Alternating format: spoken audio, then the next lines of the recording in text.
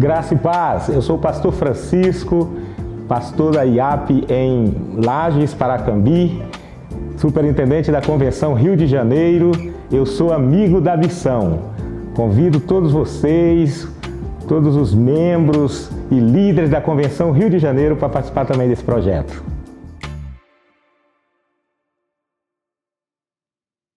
Graça e paz, tudo bem com vocês? Como é que vocês estão? Muito bom estarmos aqui em mais um Promessas de Esperança.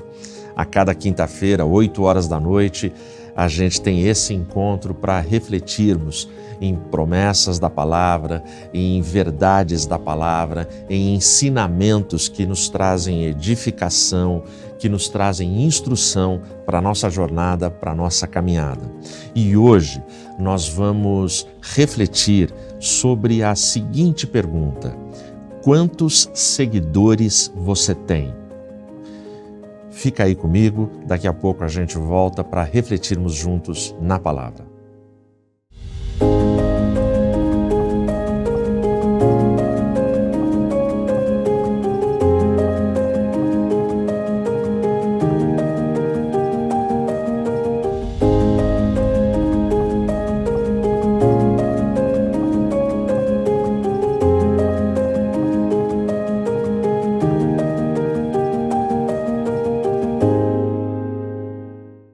Em agosto de 2020, o IBGE ele apresentou para a gente a seguinte informação, que no Brasil nós estávamos com 211 milhões e 700 mil habitantes. É muita gente. Você já pensou se no seu Instagram você tivesse quase 212 milhões de seguidores? Não sei se você sabe, existem empresas que vendem esse serviço. Existem empresas que vendem pacotes de seguidores. Você compra, eu quero ter 1.000, eu quero 50 mil, eu quero 100 mil seguidores. Você paga por aquilo e essa empresa vai colocar para você esse número de seguidores. O que não deixa de ser, vamos combinar, um tipo de fake news. A pessoa é tão vaidosa, a pessoa ela é tão carente que ela precisa exibir para aqueles seus amigos, para as pessoas do seu relacionamento, que ela tem muitos seguidores. Mas de repente você fala assim, pastor Ed, eu não tenho mídia social. Bom, deixa eu te dar uma informação.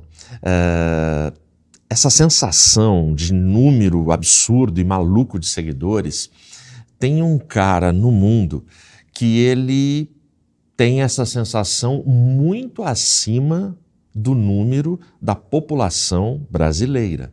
Eu estou falando de Cristiano Ronaldo.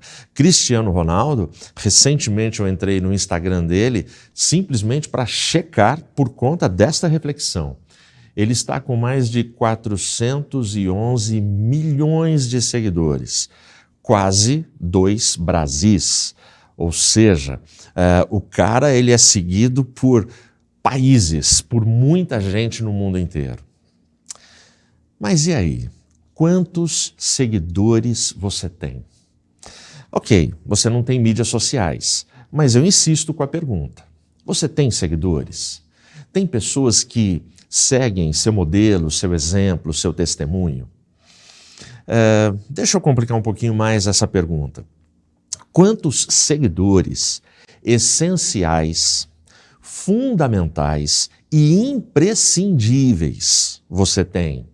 Quando eu digo de essenciais, fundamentais e imprescindíveis, eu estou falando de seguidores que não podem faltar. São seguidores que você precisa que te sigam, senão a sua vida começa a dar errado. E aí, quantos seguidores você tem?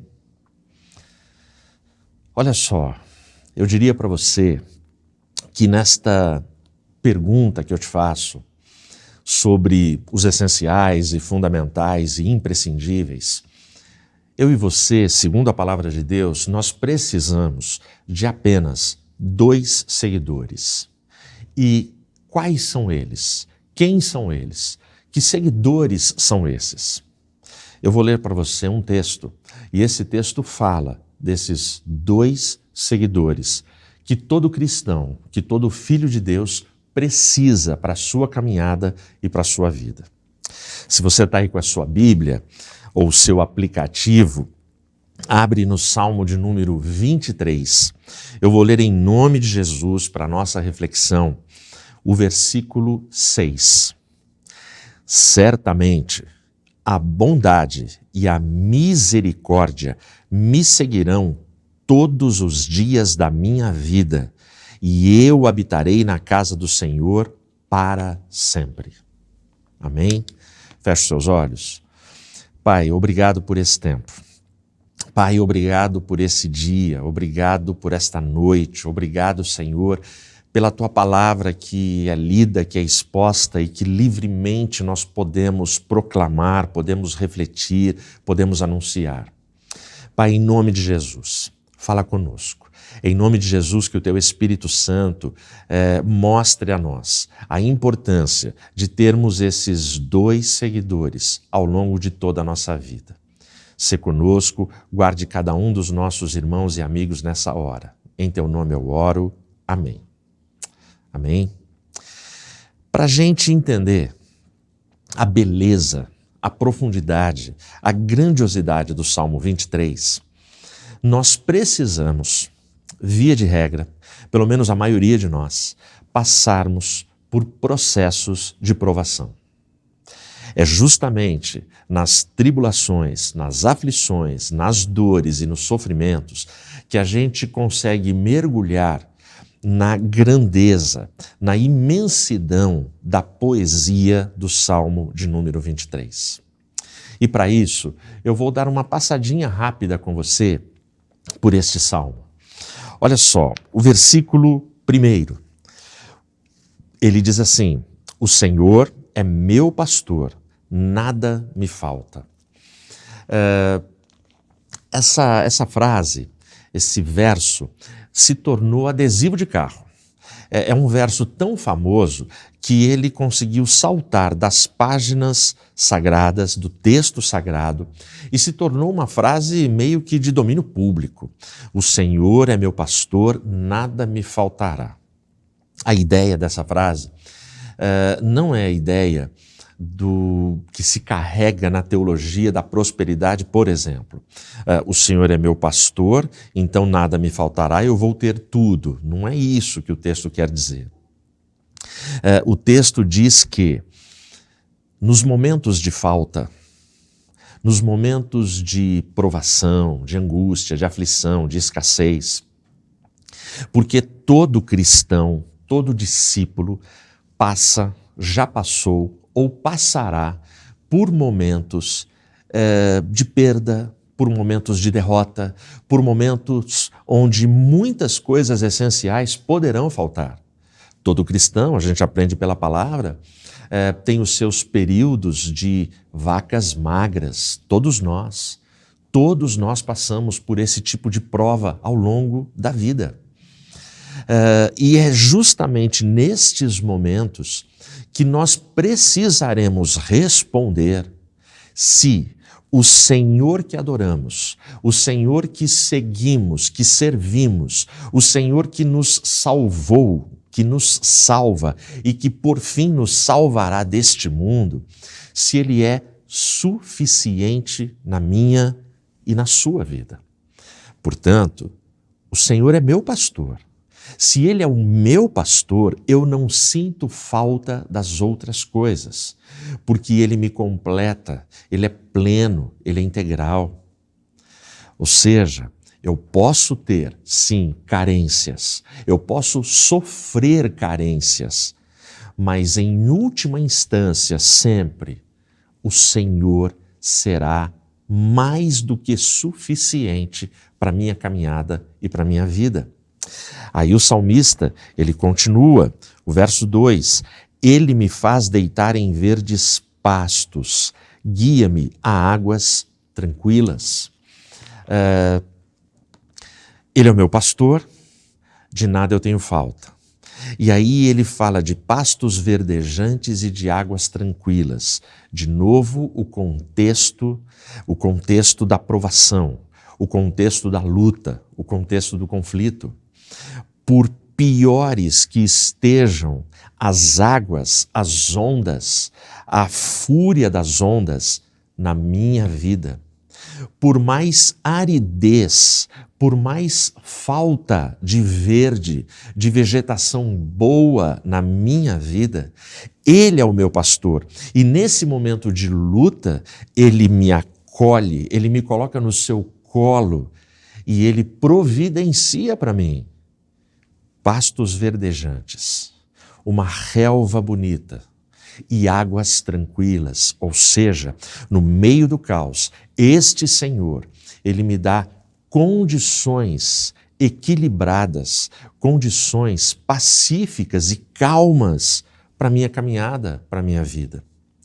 Aí ele continua, o verso 3, Ele restaura a minha alma, me guia no caminho da justiça por causa do seu nome. Você percebe as palavras cuidadosas da poesia, as palavras que o poeta escolhe, ele restaura a minha alma. A ideia de restaurar é porque justamente estamos em tempos de guerra, em tempos de aflição, em tempos de luta. Portanto, eu preciso de restauração.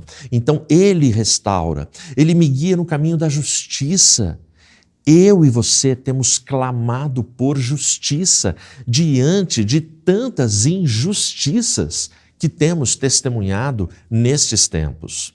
Injustiças nacionais, injustiças locais, injustiças pessoais, injustiças contra a minha família, contra a sua família. Portanto, o texto todo do Salmo vem trazendo conforto, vem trazendo consolo e vem falando com aquela pessoa que precisa absurdamente, desesperadamente deste Senhor que é suficiente para tempos de lutas, para tempos de angústia. E aí a gente chega no verso 4, que diz, sim, ainda que eu ande pelo vale da sombra da morte, não temerei mal algum, porque tu estás comigo, tua vara e o teu cajado me consolam. Olha só, a expressão usada aqui, e aqui eu quero dar uma pausa um pouquinho maior com você no verso 4, porque no 1, no 2 e no 3, Ele é o meu Senhor. Nada me falta, Ele é o Senhor que me restaura, Ele é o Senhor que me leva, Ele é o Senhor que me dá pastos verdejantes, Ele me dá águas tranquilas, Ele vai providenciando tudo isso. Mas aí no 4 vem uma expressão de ressalva, Ele vem e fala, ainda que, apesar de tudo que foi providenciado nos versos 1, 2 e 3, chega no 4 e ele fala, ainda que eu tenha que passar pelo vale da sombra da morte, não temerei mal algum. Existe uma metáfora que ela está acontecendo hoje no mundo e ela é uma metáfora que serve para a lição global. É uma lição para o mundo inteiro. Mas a nossa mídia, infelizmente, não fala, não dá o devido destaque, não divulga. É falado de forma muito econômica, de forma muito regional, muito localizada. Eu estou falando de uma praga que tem gerado um prejuízo anual na lavoura em torno de 4 bilhões. É muito dinheiro, né? Mas vai ficar maior. Eu estou falando de 4 bilhões de euros. É muita grana. Eu estou falando de uma praga que no país onde está acontecendo, onde acontece, essa praga, as pessoas, as famílias estão deitando para dormir à noite nas suas casas e não conseguem dormir, porque ouvem no quintal, ouvem no telhado, ouvem no porão, no sótão, ouvem dentro da sua casa passos que são assustadores. As famílias ficam ouvindo ruídos que tiram a sua paz e o seu sono. Muita gente nesse país tem contraído doenças emocionais, doenças psicológicas, por conta desta praga. Muita gente, por causa desta praga, está indo a óbito, porque não está resistindo o ataque e tudo que está acontecendo no país. Neste país, esta praga tem recebido por parte da imprensa o nome de praga apocalíptica. De qual país eu estou falando? Eu estou falando da Austrália. E qual é a praga? Ratos. A Austrália ela enfrenta a maior infestação de ratos da história. Analistas estão dizendo que ali é cerca de mais ou menos 10 milhões de ratos a cada 1.000 metros quadrados, ou seja, a cada quilômetro. Existem no mundo mais ou menos 1.700 espécies de ratos. Quais são os ratos que estão atacando lá? É o menorzinho, é o bonitinho, é o camundongo. Para você ter uma ideia, um casal de camundongo por ano reproduz cerca de 500 filhotes. É um negócio absurdo. Os caras não estão conseguindo combater e os ratos estão destruindo tudo. Se você pega a história desse país, da Austrália, eles enfrentaram primeiramente uma seca severa. Depois, por conta desta seca, incêndio severo, e eu acho que sobre incêndio você deve lembrar, porque teve muita notícia sobre os incêndios na Austrália recentemente. Então você vem de seca, você vem de incêndio, e depois do incêndio a praga dos ratos. E por que os ratos se proliferam tanto? Porque a seca e o incêndio acabaram com todos os predadores naturais dos ratos. Especialistas dizem que a próxima praga na Austrália será pior do que a dos ratos, porque estão se formando na Austrália cobras hipervenenosas que são os predadores naturais que vão acabar com os ratos. Só que essas cobras, a análise que eles fazem é que elas virão com tanta fúria e com um veneno tão potencial, tão poderoso, que também vai matar muitos seres humanos. Que metáfora é essa? Eu estou falando de um país, eu estou falando de uma metáfora que mostra claramente uma realidade que vai de mal a pior. Eu e você estamos inseridos neste mundo, um mundo caótico que caminha de mal a pior. Aí alguém fala assim, mas isso é lá na Austrália, não tem nada a ver com a gente. Então deixa eu te dar uma notícia.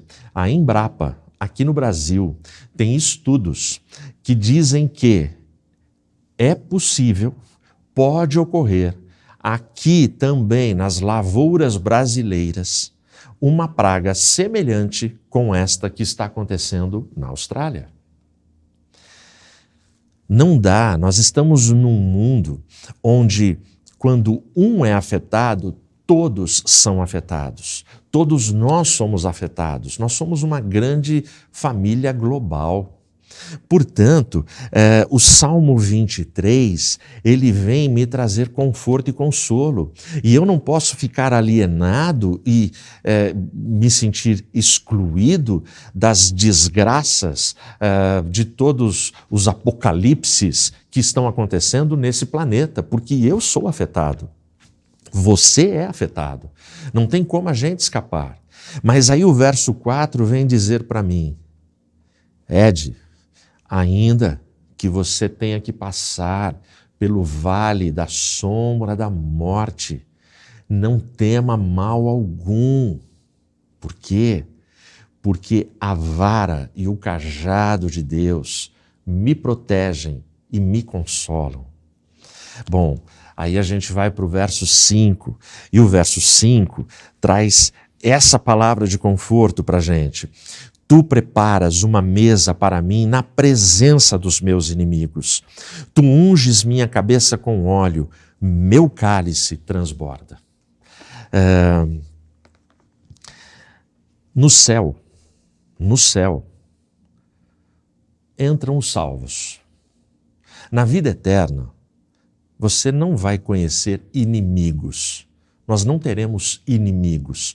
Portanto, a realização do verso 5 do Salmo 23 se dá aqui na terra.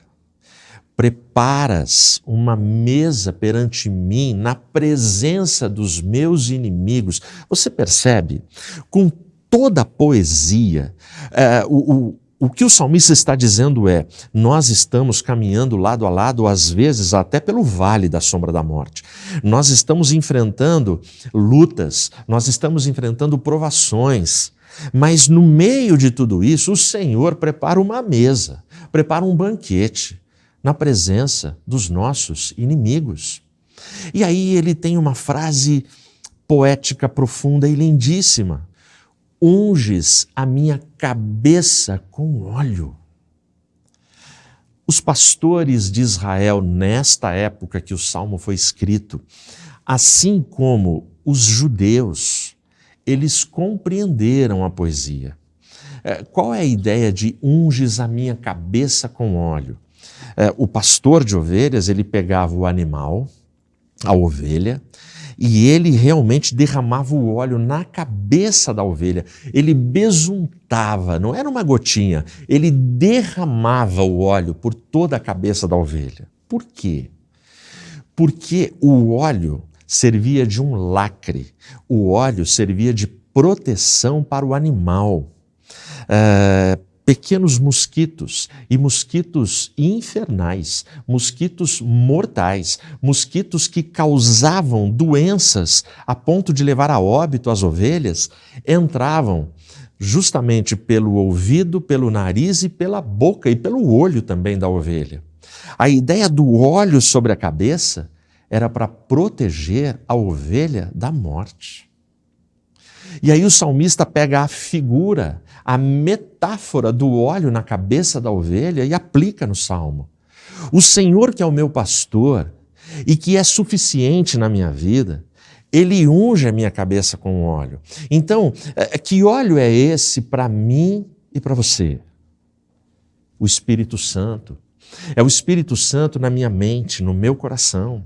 É o Espírito Santo habitando em mim, a fim de que eu tenha proteção contra mosquitos, contra ratos, contra pragas apocalípticas destes tempos. Porque se você tem a unção de Deus nos seus pensamentos, se você tem a unção do óleo do Espírito no seu cérebro, no seu coração, você está protegido contra pragas destes tempos, como pornografia, como pensamentos ruins, como inveja, como maquinações para o mal. Eu e você precisamos dessa proteção e desse óleo. E é aí que a gente chega finalmente no verso 6. Depois que você passeia por toda essa poesia, você chega no verso 6.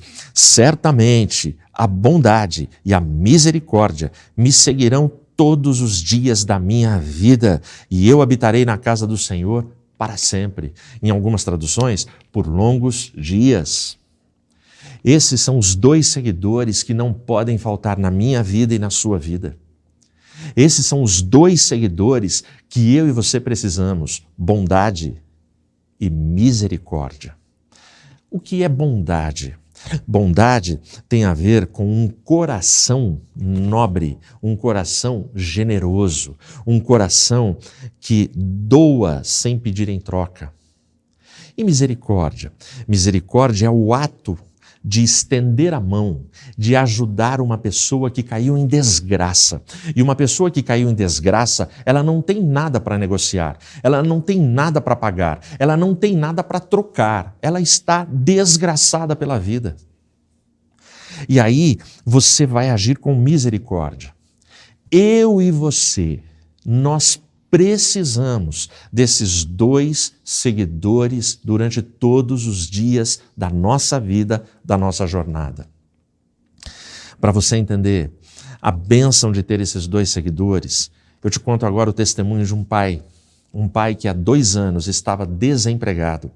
E esse pai, já sem recursos para pagar contas, para colocar alimento na sua casa, esse pai se sentindo o pior pai do planeta, todos os dias saindo para procurar emprego. E aí, 2 anos depois, tem um dia, ele levanta cedo e ele sai para ir fazer entrevista, procurar emprego, mas o seu filhinho de 6 anos de idade, fala: papai, eu quero ir junto.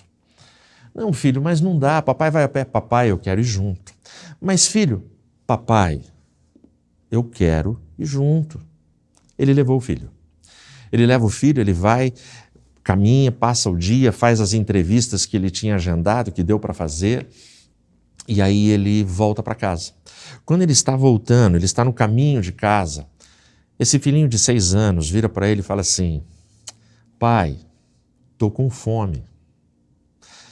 O pai vira para o garoto e o pai sente um nó na garganta, porque o pai não tem dinheiro, o pai não tem recurso, o pai não tem como dar comida para esse menino. E aí o pai vira para ele e fala assim: filho, aguenta mais um pouquinho, daqui a pouco a gente chega em casa. E o pai sabia que na casa dele ele tinha lá um punhado de farinha, ele tinha lá alguma coisinha para enganar a fome da família. E ele fala isso: filho, aguenta mais um pouquinho. Mas você sabe que criança é criança, 6 anos de idade, sente a fome, sente que a situação não está fácil. Mas uma criança de 6 anos de idade não entende a profundidade da crise. Aí o filhinho vira para o pai e fala assim: ô pai, eu estou com fome agora. Aí o pai fica arrasado, o pai vira para o menininho e fala para ele: senta aqui na calçada. O menininho senta e o pai entra numa padaria, que é exatamente onde o menininho reclamou da fome. O pai entra na padaria e vai, pergunta para os funcionários, e aí ele chega junto do dono da padaria. E ele se apresenta: bom dia, eu me chamo Agenor, prazer. O dono da padaria se apresenta: prazer, eu me chamo Amaro. Aí ele conta a história dele. Ele fala assim: Amaro, eu estou há 2 anos desempregado. Eu só tenho perdido, eu não sei mais o que fazer, eu estou desesperado. E se o senhor olhar pela vitrine, a padaria, à frente dela, toda de vidro, dava para ver o filhinho dele de 6 anos sentado na calçada de costa para a padaria. Ele falou: se o senhor olhar ali na calçada, está o meu filho, ele tem 6 anos, o nome dele é Ricardo, e ele está com fome. O senhor poderia me dar um pão? E eu pago esse pão. Fala o que tem para fazer na padaria, eu posso lavar a louça, eu posso limpar o chão, mas me dá um pão para eu poder alimentar o meu filho. O testemunho diz que o seu Amaro, dono da padaria, ficou sensibilizado com a história contada pelo senhor Agenor. E ele acreditou na história. E ele ficou pensando, ele falou: caramba, esse cara quer limpar minha padaria em troca de um pão. Uma faxina na minha padaria vale muito mais do que um pão. E aí ele chamou o seu Agenor e ele falou assim: Agenor, chama o seu filho, chama lá o Ricardo. Eu quero que vocês entrem, sente ali naquela mesa e aguarde. Aí o seu Agenor foi até a cozinha da padaria, chamou lá as cozinheiras, chamou a chefe da cozinha, que chamava Maria. Maria, eu quero que você prepare os 2 melhores PFs que você já fez aqui na padaria e sirva aqueles 2. Sirva à vontade. Para quem não sabe, vai que tem algum desavisado aí, PF é o que a gente chama aqui em São Paulo de prato feito. E o PF daquela padaria, ele me lembra os PFs que eu saboreava quando eu era office boy no centro de São Paulo. Vinha um bife, um ovo, salada de alface e tomate, fritas, arroz e feijão. Cara, isso é saboroso demais, isso bem feito é maravilhoso. E aí os 2 pratos chegam para o pai, o senhor Agenor, e para o filho de 6 anos, o Ricardinho. E os pratos são colocados, um refrigerante é aberto para eles. O menino, o pai conta que o menino, o olho dele ficou arregalado, o menino sorria, o menino comia, mas comia com muito prazer, de boca boa, feliz. O seu Agenor, ele teve a mesma reação do menino, só que teve mais uma reação. O seu Agenor comia muito, comia feliz, sorrindo, mas ele também chorava. E ele chorava muito, pensando na esposa e na sua filha que estavam em casa com fome. De longe, o senhor Amaro, o dono da padaria, ficou observando. E ele via que o seu Agenor não parava de chorar. E aí, para quebrar o gelo, ele deu um grito. O senhor Amaro, o dono da padaria, ele falou assim: Maria, corre aqui. Eu acho que a sua comida deve estar muito ruim, porque o seu Agenor não para de chorar. Deve estar muito ruim a sua comida. Aí o seu Agenor, em mistura de comida, comendo, dando garfada e chorando, falou assim: não é isso não. Não é isso não. O meu choro é de alegria, o meu choro é de gratidão, mas o meu choro também é de preocupação. Aí o seu Amaro falou assim: Agenor, acalma o seu coração. Saboreie esse prato. Se você quiser mais, é só falar, você e seu filho. Quando vocês terminarem, quiser uma sobremesa, pode pegar sorvete ali. Fiquem à vontade, mas quando você terminar, não vá embora. Você vai na minha sala, eu quero conversar com você. Aí eles terminaram, o seu Agenor entra, e aí o seu Amaro pergunta: o que está acontecendo? E ele repete: são 2 anos desempregado. E o problema é que eu estou saboreando, eu estou saciado, a minha fome foi resolvida, mas eu tenho em casa uma esposa e uma filha que eu vou chegar lá e elas têm um punhado de farinha. Aí o seu Amaro, ele olha para ele e fala assim: Agenor, você quer trabalhar aqui na minha padaria? Eu sei que você não é padeiro, você não entende nada de padaria. Ele fala: não, eu nunca trabalhei numa padaria. Mas você quer? Você faz a faxina que você falou, você faz... Ele falou: eu quero. Ele nem pensou. Então você está contratado, pode começar amanhã. Tá bom. O seu Amaro não deixaria o Agenor ir embora para casa de mãos abanando. Mandou fazer uma cesta. E fez uma cesta com tudo do bom e do melhor que desse para durar 15 dias. O Agenor volta, chega em casa. É muito choro. Eu, quando penso nesse testemunho, eu me emociono. Eu me emociono e é difícil para mim contar. E ele chega e ele... conta para a esposa, conta para a filha, e ficam os 4 ali celebrando, chorando, sorrindo, festejando a virada na vida dele. Ele simplesmente saiu para trabalhar, ele saiu para tentar trabalhar, ele saiu para tentar arrumar um emprego e dar essa grande virada. No dia seguinte, 5 da manhã, o Agenor está na padaria. Ele chega na padaria. O seu Amaro toma um susto e fala: caramba, ele foi o primeiro a chegar. E, cara, ele veio mesmo. Porque, lógico, o seu Amaro é ser humano como eu e você. Sabe quando você ajuda alguém que você ainda fica pensando: mas será que essa pessoa foi honesta comigo? Será que essa pessoa mereceu a minha ajuda? A gente pensa isso. E o seu Amaro olhou e falou: caramba, ele veio. Naquele primeiro ano, o senhor Agenor, ele foi o melhor funcionário da padaria. Quando termina esse ano, ele já estava sabendo fazer pão, ele já estava sabendo fazer tudo, ele quis aprender, ele cresceu na padaria. Ele era aquele funcionário que chegava no horário, ele era o funcionário que brigava pelos interesses da padaria, ele era honesto, ele era correto, ele era proativo, ele tinha iniciativa. Aí, o seu Amaro, impressionado com o Agenor, e os dois da mesma faixa etária, 32 anos de idade, tanto o dono quanto o funcionário, o seu Agenor, o seu Amaro chegou para o Agenor e falou assim: Agenor, na rua de cima tem uma escola. Você gostaria de estudar? Se você quiser estudar, eu pago o seu estudo. O Agenor na hora falou: eu quero. Porque sabe, quando oportunidades chegam na sua vida, agarra. Aí ele começa a estudar. 12 anos se passaram. 12 anos se passaram.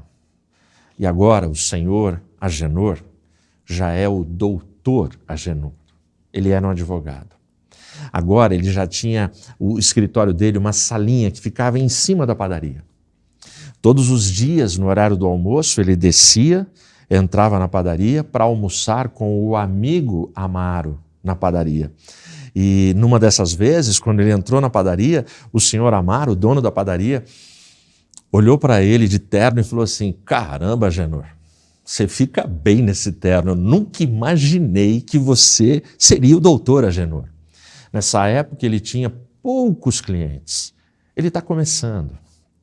10 anos se passam, passam mais 10 anos, agora ele é o doutor Agenor, com centenas de clientes, grandes empresas trabalham com ele, e ele atende dezenas e dezenas e dezenas de pessoas pobres que não têm recurso para pagar os seus serviços, mas ele atende.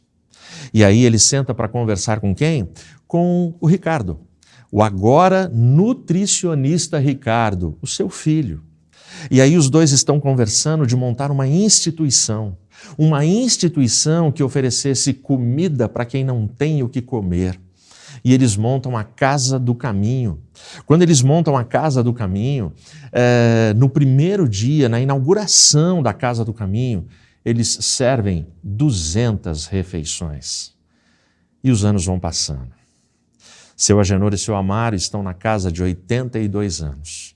No mesmo mês, quase que no mesmo dia, ambos falecem. Eles morrem. Quando eles morrem, o Ricardo, nutricionista, ele chama pintores e manda que eles pintem na fachada da Casa do Caminho a frase que marcou a vida dele e do seu pai. Eu tive fome e me destes de comer. Essa história, esse testemunho, ele conta para mim sobre estes seguidores imprescindíveis que seguem, que precisam seguir a gente durante toda a nossa vida. Bondade e misericórdia. Eu preciso e você precisa. Mas deixa eu te dizer, você não precisa se iludir com celebridades, influenciadores deste tempo. Você precisa ser seguidor apenas de um, do Senhor Jesus Cristo. Siga Jesus Cristo. E Jesus Cristo, Ele garantirá ao longo dos seus dias e da sua vida que bondade e misericórdia sigam você e a sua casa. Deus te abençoe.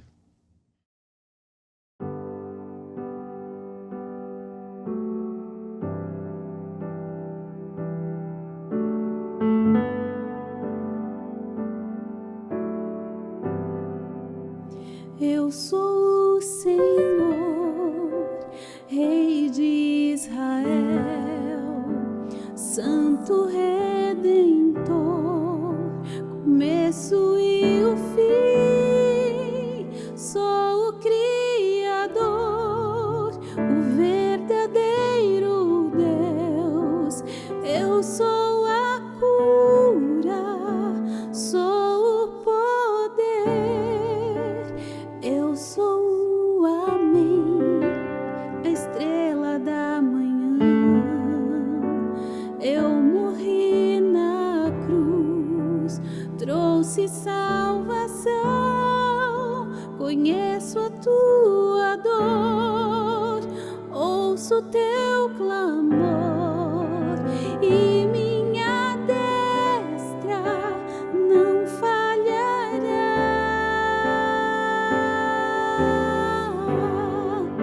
Não há o que temer, contigo eu estou. Não te assombres, porque eu sou teu Deus. Te fortalecerei, te sustentarei com minha mão. Eu serei fiel.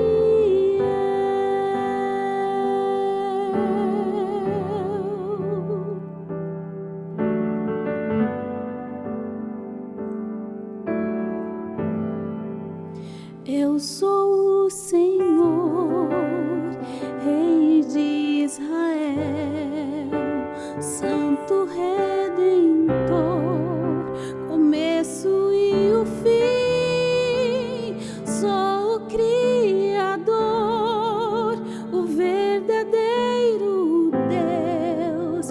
Eu sou a cura, sou o poder. Eu sou o Amém, a estrela da manhã.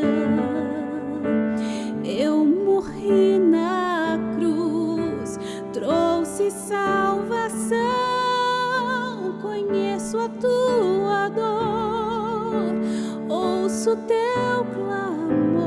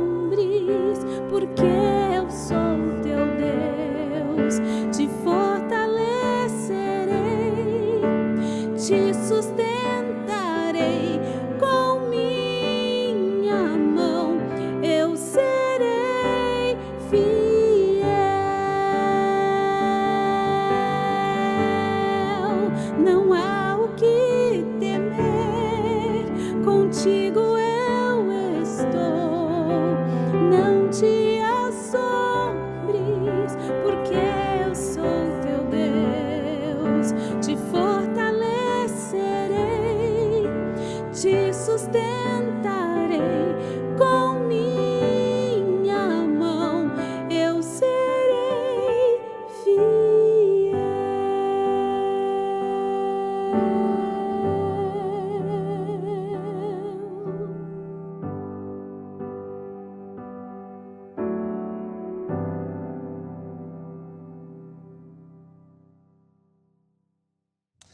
Glória a Deus por sua palavra, glória a Deus por cada louvor, glória a Deus por cada impacto que a reflexão, que a palavra de Deus traz ao nosso coração. A gente vai orar agora e eu peço muito a Deus que nunca falte na minha vida, na sua vida, nas nossas famílias, na nossa igreja, na nossa escola, faculdade, na nossa empresa, no nosso trabalho, que bondade e misericórdia estejam seguindo a gente, porque tanto precisamos ter o coração nobre e a ajuda para desgraçados, quanto precisaremos que outros tenham para conosco coração nobre e ajuda quando os desgraçados pela vida formos nós. Que estes seguidores estejam marcando a nossa história, independente dos vales de sombra de morte pelos quais tenhamos ou venhamos a passar. Feche os seus olhos e ora comigo. Senhor meu Deus, Pai poderoso que estás nos céus, obrigado por esse tempo, obrigado pela Tua palavra, obrigado pelos nossos irmãos e amigos que aqui estão. Em nome de Jesus, alcança cada lar, cada pessoa, olha por cada pedido de oração que está registrado, que foi feito, por cada demanda, cada necessidade dos Teus filhos. Nos ajuda, Pai, que bondade e misericórdia nos sigam todos os dias da nossa vida, bondade e misericórdia que venham do trono, que venham da Tua graça, do Teu Espírito Santo, nos ungindo, nos capacitando, porque Tu és o nosso suficiente pastor, Deus e Salvador. Continua conosco, abençoa cada lar e família, nos orienta, nos dirige e nos ajuda. Em nome de Jesus eu oro. Amém. Deus abençoe vocês, abração para todo mundo e até o próximo Promessas de Esperança.